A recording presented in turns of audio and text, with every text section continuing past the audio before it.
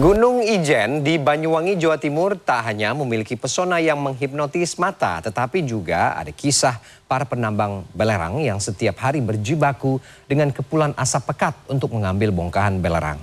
Berikut kami hadirkan perjuangan menjadi seorang penambang belerang di Kawah Ijen dalam segmen Inspirasi Akhir Pekan.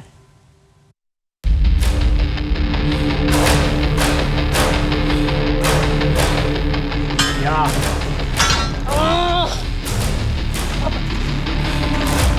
Jangan dipaksa.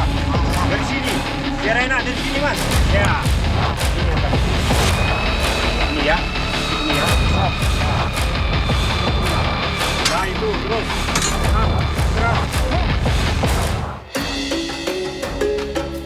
Keindahan landscape kawah terbentang di kawasan Cagar Alam Gunung Ijen, Kabupaten Banyuwangi, Jawa Timur, begitu memukau mata. Namun, Ijen tidak hanya dikenal karena keindahan alam yang memukau mata dunia, tetapi Ijen juga dikenal sebagai gunung api aktif yang menghasilkan belerang. Mengutip data dari Kementerian ESDM, setidaknya 14 ton belerang berhasil ditambang di kawasan Kawah Ijen setiap hari. Keseharian para penambang di Kawah Ijen telah dimulai sejak pukul 3 pagi.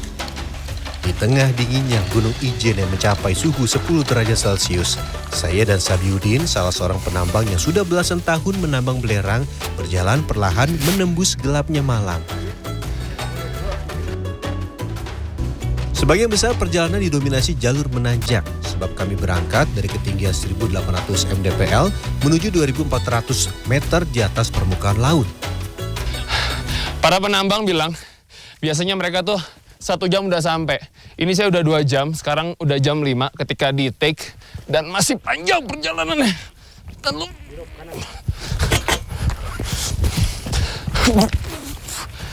Ya ampun. Bentar Pak, Aduh, tenaga habis. Belum nambang, tapi tenaga udah terkuras. 3 jam berlalu, akhirnya saya berhasil tiba di puncak Gunung Ijen. Pagi hari adalah waktu yang tepat bagi para penambang belerang di kawah Gunung Ijen untuk memulai hari mengais rezeki. Sebab setelah siang hari, konsentrasi belerang akan menjadi sangat pekat dan dapat membahayakan pernafasan manusia. Ini harus pakai, karena di dalam belerangnya kenceng banget. Dan saya akan ada di tengah belerang. Di sini saja ini udah mulai kenceng. Kita siap-siap. Oke, Pak deh. Saya mau yang itu ya. Untuk mendapatkan belerang, saya dan para penambang harus turun ke bagian tenggara danau Kawah Ijen sejauh 1 km.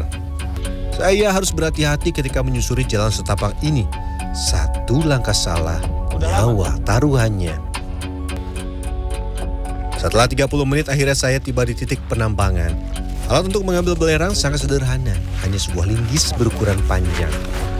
Dalam bentuk gas, menghirupnya dapat mengakibatkan berbagai masalah kesehatan. Mulai dari sesak nafas, mual, pusing, hingga kehilangan kesadaran, terutama orang yang memiliki riwayat asma.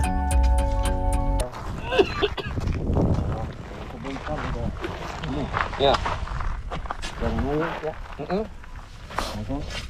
Ini. Oh, siap. Oh, di bawah ini ada belerang? Iya, beneran nih. Total ada 300 penambang yang setiap hari bergantian menambang belerang di tengah tebalnya kepulan asap sulfur yang membumbung. Cepatan. Asap. Ya. Ah. Wah, hangat, Rek.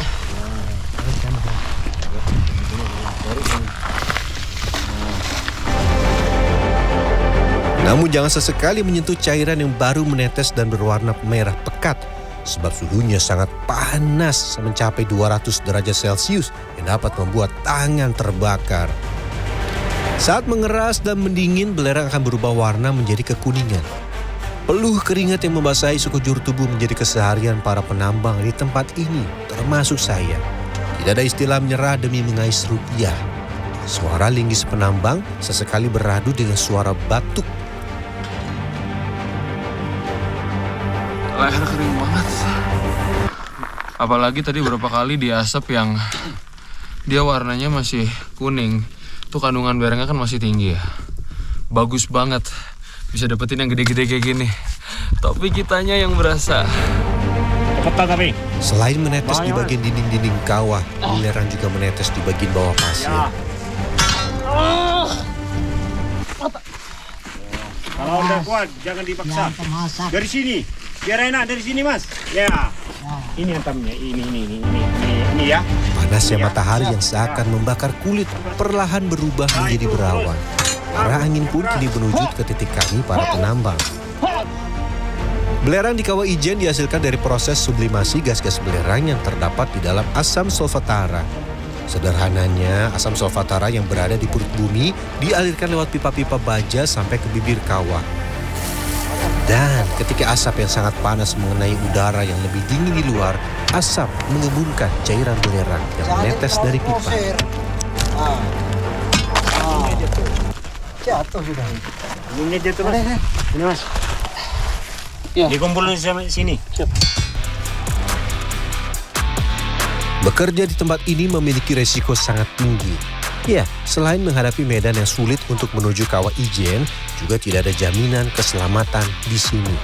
Salah melangkah, saya bisa langsung tercebur ke dalam air kawah yang sangat asam yang dapat membakar kulit.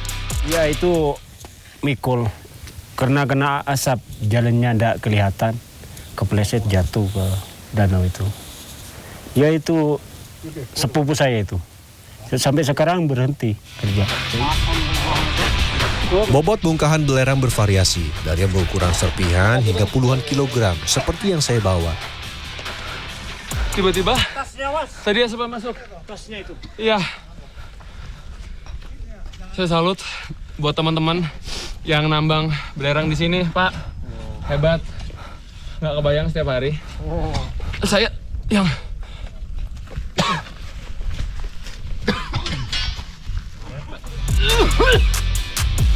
Tidak terbayang bagaimana para penambang yang harus bekerja sejak dini hari hingga siang tanpa masker, kacamata, atau pelindung yang memadai. Harga penyaring atau filter untuk masker yang tergolong mahal membuat para penambang memilih menggantinya dengan kain yang telah dibasahi oleh air untuk mencegah asap belerang terhirup. Apakah hanya asap belerang saja yang berbahaya di tempat ini? Sayangnya tidak. Bagi para penambang, gas beracun yang ada di dasar kawah jauh lebih menakutkan. Ciri-cirinya, gelembung akan muncul dari dalam danau yang berisi gas sulfur dan karbon dioksida pekat.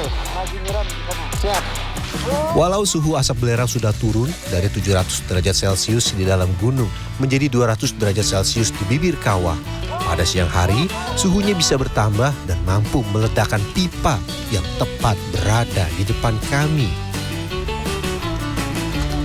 Gelap. Gimana rasanya? bentar. Boleh. Kalau udah mampu turun. Mata langsung berasa merah nih. Langsung merah nih mata tuh. Saya nggak berani megang takutnya perih. Sama, masnya juga, mas kameramen. Aman bro, aman bro. Mata merah ya. Sama. Dalam sehari, seorang penambang bisa mengumpulkan sampai ratusan kilogram bongkahan belerang. Dan seluruh hasil tambang dibawa dengan pikulan sederhana yang dibuat dari rotan dan juga bambu. Ada jalan turun, berarti ada jalan menanjak. Rata-rata para penambang di tempat ini mengangkut 60-100 kg belerang di atas pundak mereka.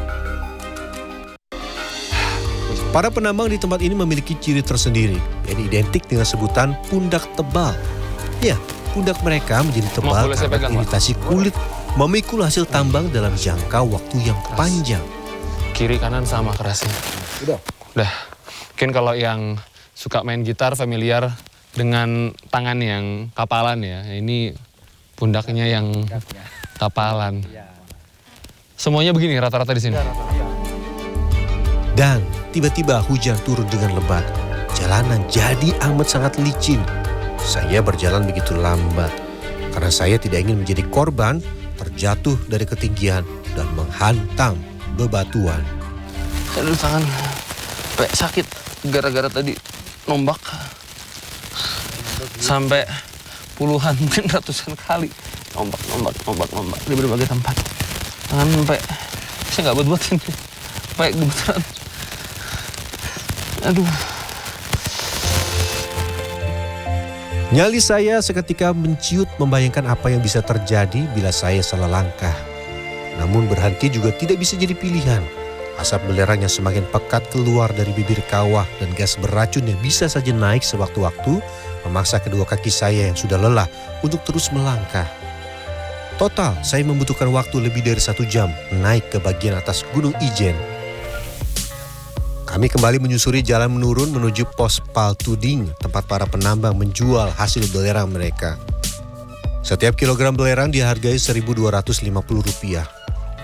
Ada alasan para penambang tetap bekerja meski risiko sangat tinggi, yaitu uang yang bisa didapatkan tanpa harus menunggu.